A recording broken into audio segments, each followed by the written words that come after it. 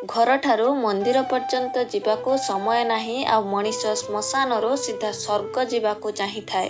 ଯିଏ କେବେ କଠିନ ସମୟ ନ ଦେଖିଛି ତାକୁ ତା ଶକ୍ତିର ଅନୁଭବ କେବେ ହେବ ନାହିଁ। ଯିଏ ଅଣଦେଖା କରୁଛି ତାକୁ କରିବାକୁ ଦିଅ। ମନେ ରଖ, ସମୟ ସମସ୍ତଙ୍କର ଆସିଥାଏ। ବିଶ୍ୱାସ ହିଁ ଗୋଟିଏ ଏମିତି ପୁରସ୍କାର ଯାହାକୁ ଲୋକ ଜିତିବା ପରେ ପ୍ରାୟତଃ ଭାଙ୍ଗି ଦିଅନ୍ତି। ଯେଉଁ ପର୍ଯ୍ୟନ୍ତ କୌଣସି କଥାର ସଠିକ୍ ଖବର ମିଳିନାହିଁ ସେ ପର୍ଯ୍ୟନ୍ତ ଚୁପ୍ ରହିବା ଆବଶ୍ୟକ।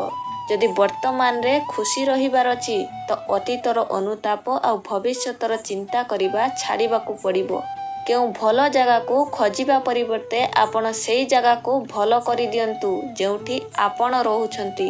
ଯିଏ ସମସ୍ତଙ୍କୁ ଆପଣାର କହିଥାଏ ସେ କାହାର ବି ଆପଣାର ହୋଇନଥାଏ। ଭୁଲ ଲୋକଙ୍କର ବିଜୟ ସେହି ସମୟରେ ହୋଇଯାଏ ଯେବେ ଠିକ୍ ଲୋକ ନୀରବ ହୋଇଯାଆନ୍ତି। ବୁଦ୍ଧିମାନ ସେ ନୁହେଁ ଯିଏ କେବଳ କହିବା ଜାଣିଥାଏ। ପ୍ରକୃତ ବୁଦ୍ଧିମାନ ସିଏ ହୋଇଥାଏ ଯାହାକୁ ଜଣାଥାଏ କି କେଉଁଠି ନୀରବ ରହିବାର ଅଛି। ବିଚାର ଏମିତି ରଖ ଯେଉଁଠି ଆପଣଙ୍କ ବିଚାର ଉପରେ ବି ଲୋକଙ୍କୁ ବିଚାର କରିବାକୁ ପଡ଼ିବ। ଆଇନା ଦୁର୍ବଳ ଅବଶ୍ୟ ହୋଇଥାଏ କିନ୍ତୁ ସତ ଦେଖାଇବାକୁ କେବେ ଡରି ନଥାଏ। ଯେବେ କେହି ଆପଣଙ୍କ ଉପରେ ଅଭିମାନ କରେ ତ ତାକୁ ବୁଝାନ୍ତୁ, କିନ୍ତୁ ଯଦି ସେ ନ ବୁଝେ ତ ଆପଣ ନିଜେ ନିଜକୁ ବୁଝାନ୍ତୁ।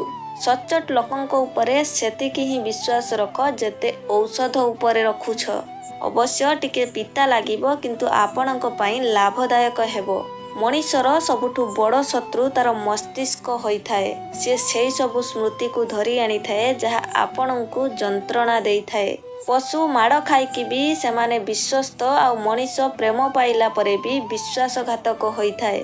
ସେହି ଲୋକଙ୍କଠୁ ଦୂରତ୍ୱ ହିଁ ଭଲ ହୋଇଥାଏ ଯେଉଁମାନେ ଆପଣଙ୍କ ପାଖରେ ରହିକି ବି କେବେ ପ୍ରଶଂସା କରନ୍ତି ନାହିଁ।